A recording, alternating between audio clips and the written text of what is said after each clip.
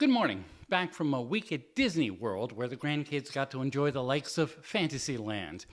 But there is no preemptive strike land. In the stories, the bad people do something bad and the heroines and heroes deliver some kind of justice. While we were in Florida, the U.S. entered the war on Iran for the benefit of Israel.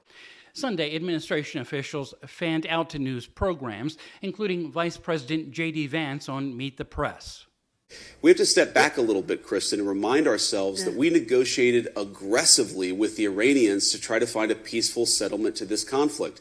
It was only when the president decided that the Iranians were not negotiating in good faith that he took this action. He didn't take it lightly, but I actually think it provides an opportunity to reset this relationship, reset these negotiations. And let's take a step back to 2015 to remember negotiations had brought a significant halt to Iran's nuclear ambitions in an effort involving 5 other nuclear countries under what was known as the Joint Comprehensive Plan of Action. And UN inspectors said Tehran was basically living up to that agreement, even as the regime continued to be a major source of terror over the greater Middle East.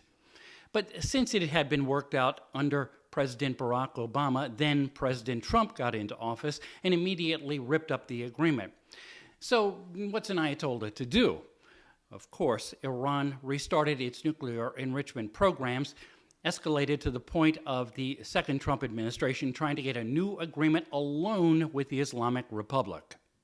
Well, we had that. We had that at the JCPOA, and there was not a single violation that the IAEA found during that time.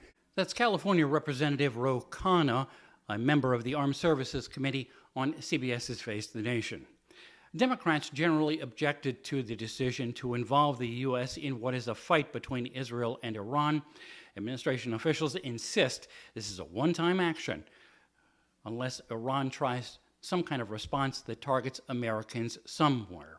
And a handful of MAGA isolationist Republicans are upset since the president ran for president twice, promising to avoid getting the U.S. involved in long-running conflicts.